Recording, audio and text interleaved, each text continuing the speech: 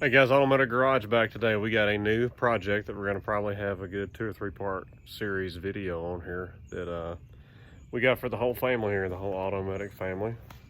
So what we got was, we got us a 2005 Rhino 660, and I got it cheap because it was just like this when I bought it. It took apart. Guy said he had took it apart. It sounded like he didn't really know what he was doing. Said it had coolant in the cylinder. And one of the main things I noticed was it had this cheap Chinese brand Nishi, I guess that's how you say it. Piston and cylinder and everything on it. Somebody had already gone through it, but you can run your finger across here.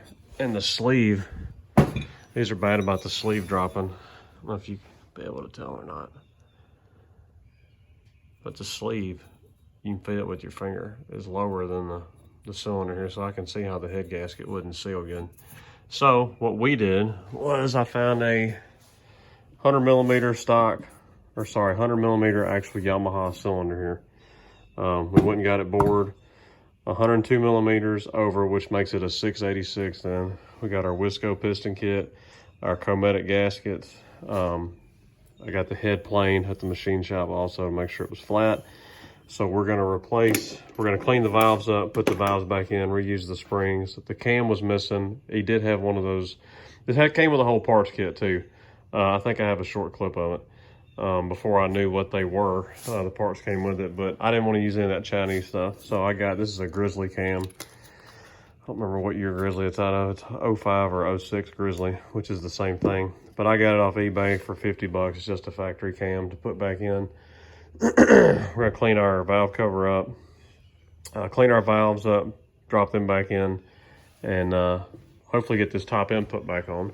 What I was gonna do before I start with the top ends, I'm gonna take that carburetor off and get it took apart and sitting in the carburetor cleaner, so it'll be cleaned up. Our goal is to get it running, and then we're gonna start modding some stuff. I would love to put the full roll cage over it and add the back seat, so me and Miss Automatic and the kids can go do some trail riding. But it's in good shape. I got it for a good deal. It's got good tires on it. It's already got some aftermarket wheels. It's got, I'm not sure how much of a leveling kit. It's got these little spacers down here. I'm assuming that's a 1-inch lift kit on it. So hopefully we're gonna get her going soon and have her cleaned up and enjoy riding it. So y'all stick along for the project. I'm gonna get started taking this carburetor apart.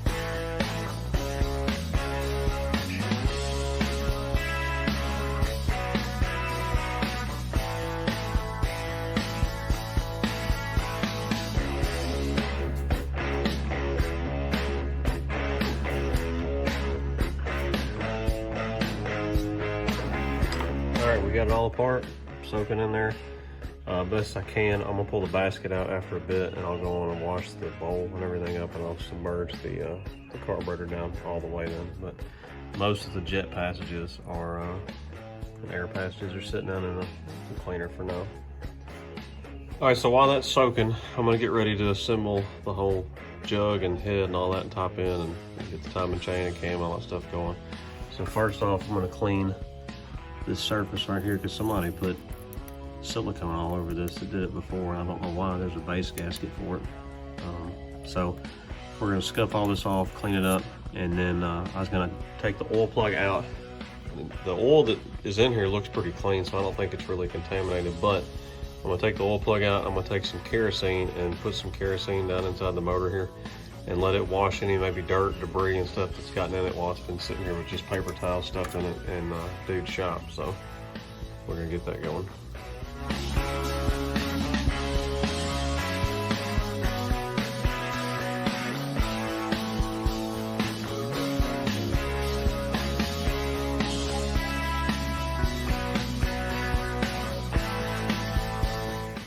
All right, so far we got our surface cleaned up. I'm actually gonna use my ball joint press remover to press this wrist pin out. I was having too much trouble with that clamp trying to do it. Parker has borrowed it from me. He's gonna be bringing it back here in a little bit, so I'll press that pin out then. I have cleaned my surface up real nice here. We poured probably, I don't know, a quart or so of kerosene down in here. I've rinsed everything off best I could, trying to think about rinsing dirt and grime and whatever else back out of the bottom. Our little transfer fuel pump sitting here running, pumping the gas out that's in the tank because it smelled a little funky to me. So we're just gonna start with new gas. So once I get that piston off, we can throw the new piston, wrist pin, circlips in.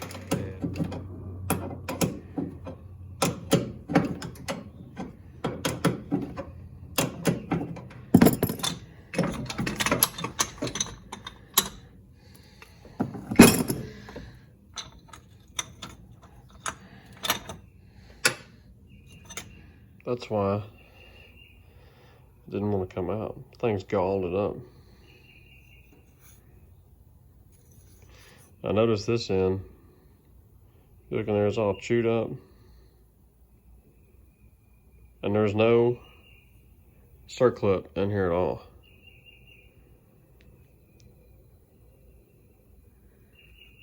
So you explain that to me. All right, so we laid out where our ring gaps go. This is just the top ring, end gap here. This will be your second ring, end gap here. This is your upper oiling ring gap and your lower oiling ring gap right there. So you'll lay them out that way. And your arrow on a Rhino points to the back. It's your exhaust valves. These are your intakes.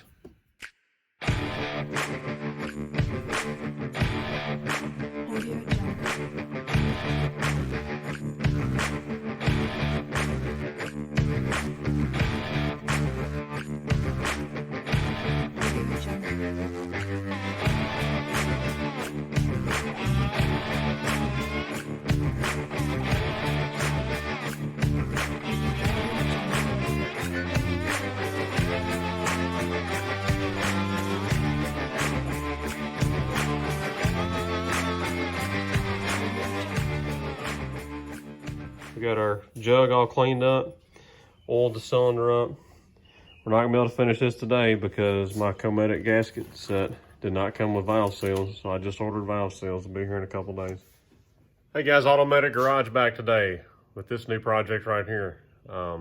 We got a new tool in the shop, which is this ring compressor here that I used. I have a ring compressor, but it's the style that's like you use on engine blocks, automotive engine blocks. So that one I can get off after I get the piston into the jug there. So we got some Viton brand valve seals here. So hopefully we're gonna have that jug on here shortly and have our head put on shortly. Cleaned all these valves up real good. They had a lot of caked up stuff on them. So Parker's coming down here in a minute. He's gonna help me get this jug on, and then hopefully we'll get the rest of this thing put together here at Run today, I hope.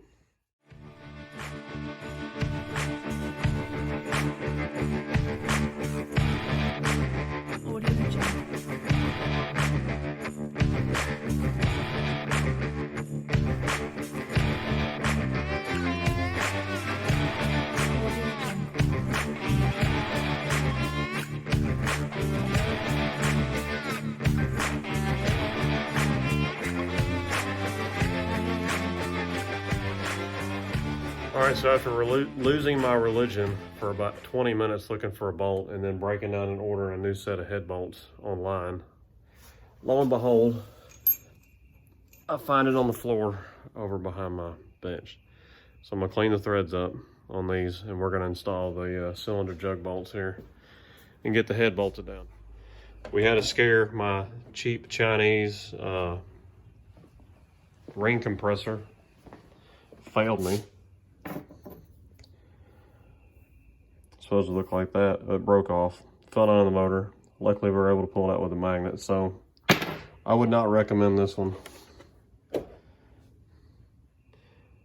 I'm not a fan of anything in China, but $32, it wasn't worth it, I don't think. Anyways, let's get this head put on.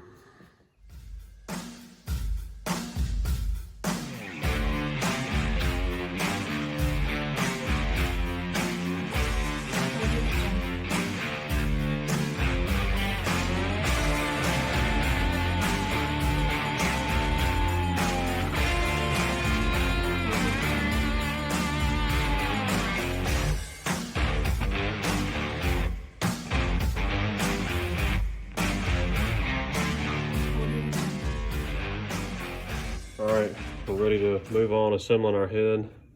I just strapped it down to the table here. I have a rag stuck up underneath here to hold the valves up so they don't try to push down while I compress the springs and put all the retainers back on. We've cleaned up all of our top and bottom caps for the springs, cleaned our springs and our retainers. So we're gonna throw it back together. We got to put new valve seals on too real quick.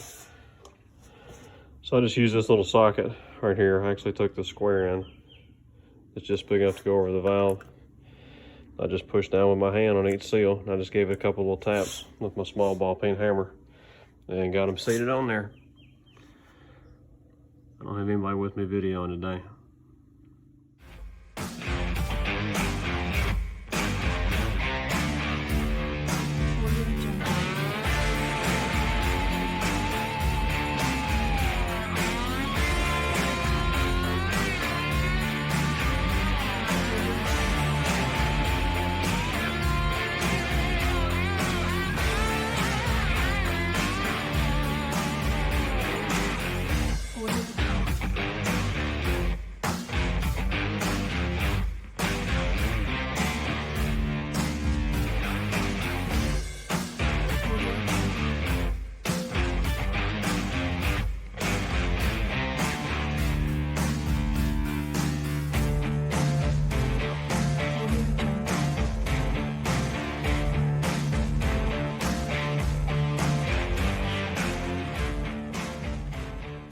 We got all those put in, all of our retainers in, new valve seals you can see inside the springs there. Now we're going to put our ARP studs that we got from Kibble White and get those put in for the head to go on.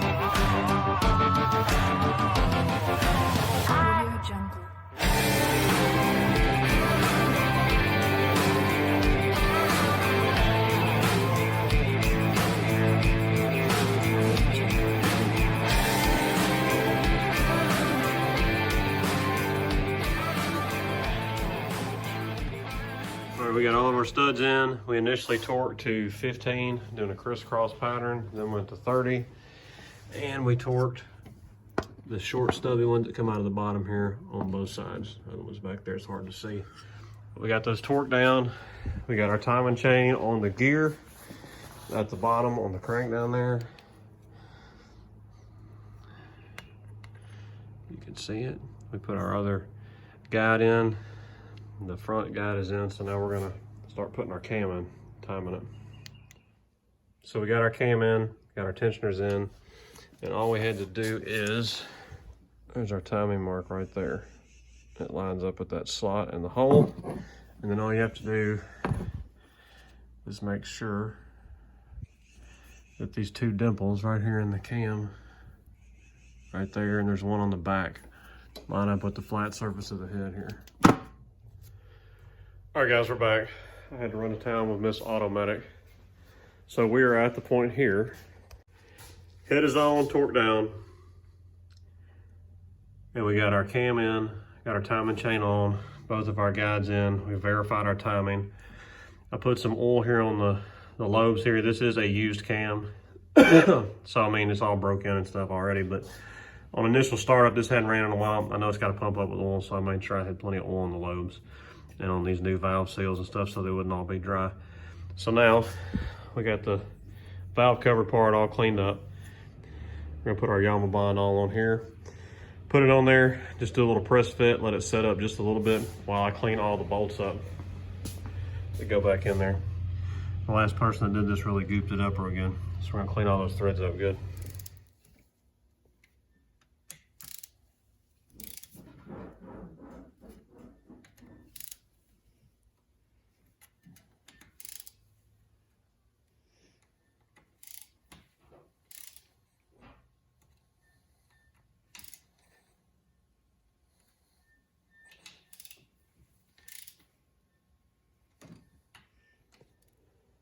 All right, we got our cam tensioner in. We just put the Yamaha bond on that also. This is torqued to 7 foot-pounds, just like the rest of the head bolts. You put a flathead screwdriver in here and turn it. I'm by myself once again, so I couldn't hold the camera and turn the spring out and put it in all at one time. Hook the oil line up real quick to the top of the head. Put in the end plate here, tensioner plate, I think is what they call it, on the end here, torque that down. We checked our valves clearance. The exhaust valves are fine. I backed these off just a touch and got my, what is it here? 0.127 millimeters is what I went with, which is right there in the middle for the clearance. So now we can put our valve covers on, our valve adjustment covers on. And then basically we're gonna be hooking up hoses, putting covers on, hooking the carburetor up. I have to figure out all these hoses and stuff. Like I said, it's a lot of fun figuring out what somebody else took apart and where it goes. So we'll go from there.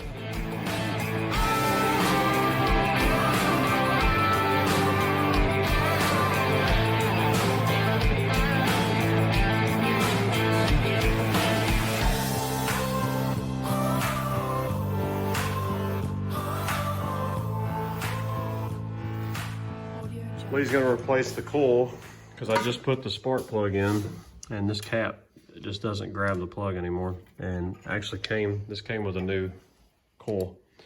So we're gonna throw this new coil on real quick. For that, I'm gonna start putting the carburetor and stuff on. So we're probably gonna put you on some time lapse and put a whole bunch of stuff together or try to figure out a bunch of stuff.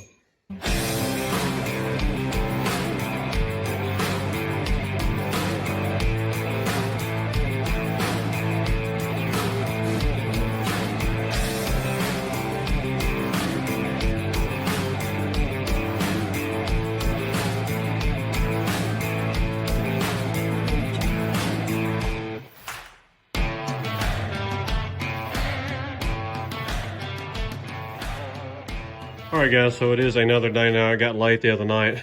Battery went dead on the camera. And our fuel pump that was on here, that little facet fuel pump over there, I think that's how you say it. Anyways, it was mounted here and it wasn't working. So we ran and got an Edelbrock pump today, and I bought a Mr. Gasket cheap regulator and put those in there, which that's regulating it down to 1 pound right now. Problem is, I'll show you here. that's the overflow for the carburetor. And I guess the needle, I need to adjust the float level, or the seat is just wore out. I should have bought a new one when I rebuilt that carburetor. But we're gonna give it a try, see how it starts up. I got the oil pressure gauge just temporarily wired up the way it is here so we can check our fuel pressure, or sorry, oil pressure. So let's give it a try.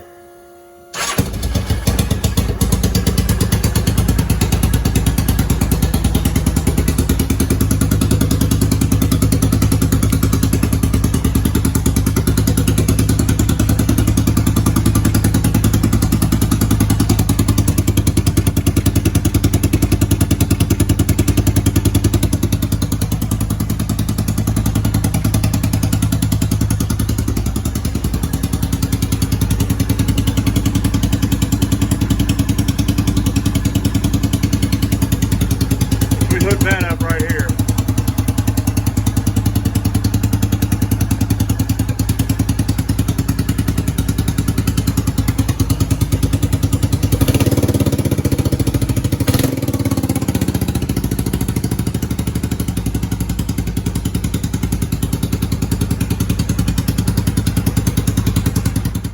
So now we know that the motor runs fine. All that worked out well, so now I'm not afraid to throw some more money at it to do some other stuff I wanted to do. My main thing was getting it running first, making sure the bottom end of the motor was fine. We got Lucas 2050 in it right now because I had it on the shelf, which is probably a little heavy of a weight of oil for it, but I went on and threw new Wix filter on it. Lee actually did that the other night, threw the filter on it, put the plug back in it. And I don't plan that oil stain in it very long anyways, because the motor was sitting open, even though there was rags tucked around the rod and everything. It was sitting open. So I just I'm probably gonna run it for an hour or so once I get it to where I can drive it, and then do an oil change immediately, just so we know that everything in it is clean. So yeah, Rhino runs. So we got a whole lot more to do to this, more videos coming up. I'm probably about to hop online tonight and order a whole bunch of stuff for this. So next video will be modding some stuff up. And the exhaust was loud because one of the studs is missing out of the head down here. That exhaust stud, you can see right there where the plate is loose. I tightened just snug the other side up just for cranking it up in here. But that stud is missing. These clamps are all rusty and froze up. So I just put that on there just so I wouldn't worry about it trying to suck some cold air right back up in there on the valves while I ran it in here real quick. So y'all tell me in the comments below what you think about the Rhino. Right now, I think I spent roughly in the ballpark of $400 on the jug, the piston, the gasket set. Spent, with my discount on O'Reilly's, I spent like $35 on that fuel pump and $30 on the Mr. Gasket regulator. What else did I spend on it? Anyways, I probably have around $400 or $500 just to get it running at this point, over what I paid for it, which we're not going to reveal that yet. We'll do that here at the end of the whole project. So drop in the comments below some ideas what y'all think I ought to do to the Rhino. I'm pretty happy with the tires that are on it for now. I'd assume not spend money on tires and wheels for it. But tell me some mods you think would be cool. So it's Automatic Garage. Signing out. Y'all like, subscribe, comment. Check us out at Facebook. Check us out at automaticgarage.com. We're on Instagram also and Rumble. So we got more videos coming on this too now. Another project. So we'll holler at y'all later.